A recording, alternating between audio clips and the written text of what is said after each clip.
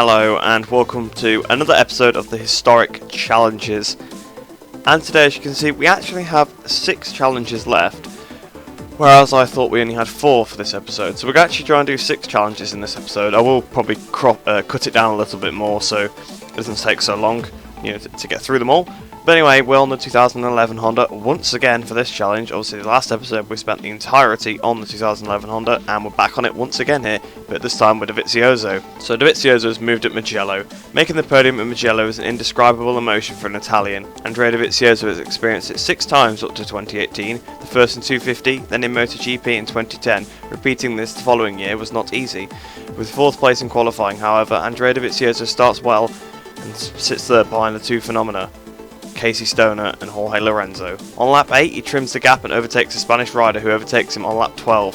Jorge also passes Casey, who on the first break on the last lap is passed by his teammate as well. Pulled on by the fans, Dovizioso is second. So, pass Casey Stoner and win the race, it says. Okay. I thought we just... Right, so we got to beat Stoner by 10.1 seconds, wow. So where are we then? We're second. And we've got 2 laps to go. Huh. Wow, it's a weird line for the AI again through Buccini. So where is Lorenzo? Lorenzo's just not here. I mean, I don't think there is a Lorenzo 2011 in the game, but it just seems a bit weird that like, oh yeah, we'll pick this scenario where it's a battle between Stoner and Dovizioso, and Lorenzo's out front, but we won't put Lorenzo in it. Yet for these other ones where it's a battle between 2 people and there's someone out front, we'll put the guy out front. Seems a little bit weird. Here we go, then we've caught to Stoner. Oh, he decided to be on Detti. We actually made the move stick. So we've got 1.5 laps now to pull out 10 seconds. Actually might be quite difficult, because he was only about 2 seconds in front of us. It took us ages to catch that up. We'll run a really wide through Buccini then. I made a massive mistake going in, but we're 12.5 seconds in front, so we should be alright. And as we come up towards the line, we're going to absolutely destroy this challenge. It was a pretty boring one, not going to lie. I was just doing 2 laps of Mugello on my own, but yeah, it was pretty easy. So we unlocked Dovizioso 2011, another couple of weird stickers. I mean, the stickers, really, that's obviously why we play the challenge. It's desperate for them. But anyway, we'll head back to the menu and we'll have a look at the next challenge. So challenge number 2 of the episode, we finally move on to 2012. Stoner catches Lorenzo in Laguna. Best laid plans don't always come to fruition, but stars know how to change plans during the race. On the Laguna Seca starting grid in 2012, Casey Stoner uses soft tyres to make a quick break and then set the pace. But he hasn't reckoned with Jorge Lorenzo, who immediately passes to the front, ruining his plan. The Australian rider takes 2 laps to pass Dani Pedrosa and stays on Lorenzo's tail, who extends the lead on lap 16 to 0.8 of a second. Stoner doesn't give up, shortens the gap and passes him on the first corner of lap 22. What a victory. So what we got to do then, we got to pass Lorenzo and win the race by 6.6 seconds. I'm guessing we'll probably only get 1 lap to do that. So here we are then. No, we actually get 2 laps because it starts us a bit behind him.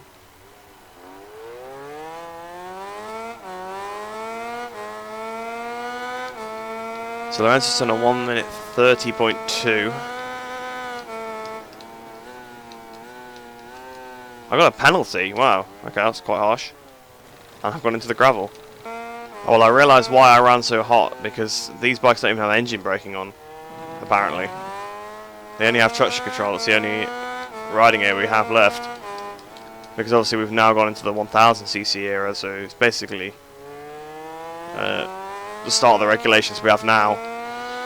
So 1.4 seconds behind, and wow, I'm going to have to adapt to this bike quickly if I'm going to pull out 6 seconds on him, because we're only just catching him now.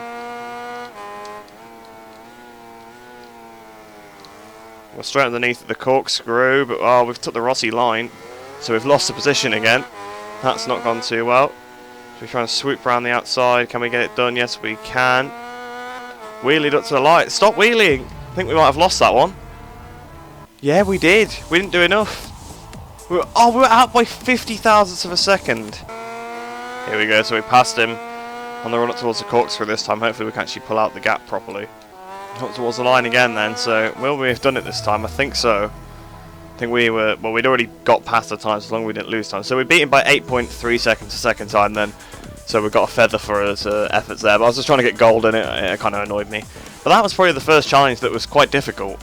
just based on the actual time you had to gain the gap, although I know I pulled it out another nearly 2 seconds, but yeah, you got it right quite well. But anyway, we'll head back to the challenges menu, we'll have a look at the third challenge. So we move on to 2013 now, Pedrosa's lap record, or record lap, sorry, in Barcelona. Celebrating the 200th Grand Prix of one's career within a stone's throw from home doesn't happen to everybody, but Dani Pedrosa manages to do so at the Catalonia GP in 2013.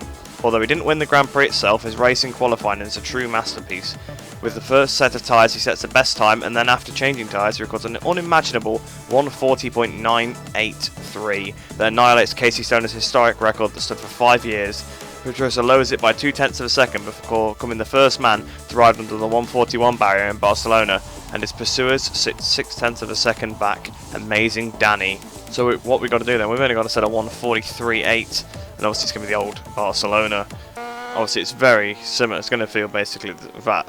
I think the file for the handling might actually be the same as the previous bike we've just ridden, so hopefully those few laps at Laguna Seca will help us out here. Into turn 4, going in a bit hot. Oh dear.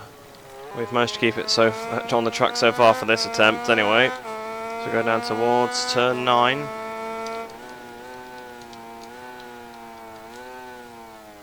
Sorry, turn 10. We're coming out of turn 9. I said the wrong number. I knew it was turn 10. I just don't know why I said 9. But anyway, so we're going towards the end of the lap now. The bike really wants to wheel even with not much throttle.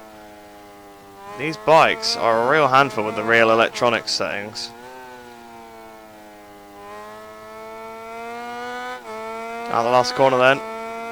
Up towards the line, what's it going to be? 142.5, so we managed to do it. So we unlock Dani Pedrosa 2013.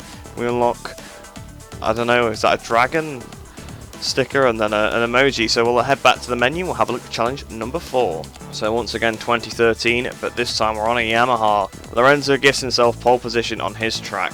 On the eve of the 2013 GP Spain, it's a bit of a weird way to say it, the pride of Jorge Lorenzo knows no bounds. The municipality in Jerez circuit dedicate curve number 13 of the track to him. He did make his World Championship debut at Jerez at the age of 15 after all, and if that wasn't enough, Jorge is celebrating his 26th birthday on the day of qualifying. He gives himself a gift by taking pole position, then further improving his lap time by 203 thousandths of a second. Dani Pedrosa and Marc Marquez are at 0.2 of a second apart, but all others are at 0.6 of a second, yet he claims he failed to make the perfect lap. 140.5 at Jerez. Oh. Don't tell me if it's the penalty for the next lap. Will do. The bike won't keep the front wheel down. No, we haven't picked up a penalty, so okay. I just messed up the Lorenzo corner. Into Aspar corner then. We're rapidly approaching the end of the lap. I've definitely got more comfortable with this bike as we've gone through the lap. And as I say that, we run wide, we run into the grass. Get back on the power. Can we still make the lap time? We will see. Not if I corner cut. I didn't get a penalty though somehow. Bike's wheeling. As soon as you get comfortable with one of these, it really does you in.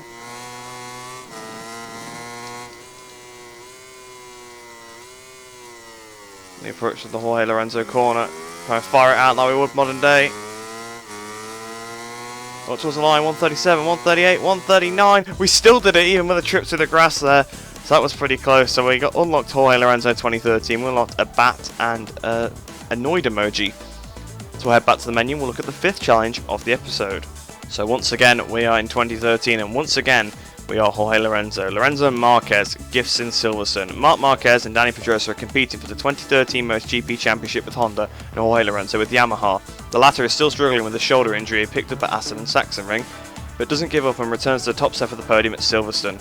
Jorge sets the pace for the first 17 laps, but Marc is glued to his exhaust. Like a shark that can smell the prey, Marquez takes the lead on the 18th lap. Lorenzo, however, overtakes him on the next lap. Marquez is back to first on the last lap, but after a few seconds, Lorenzo returns with the favour with a pass of surgical precision.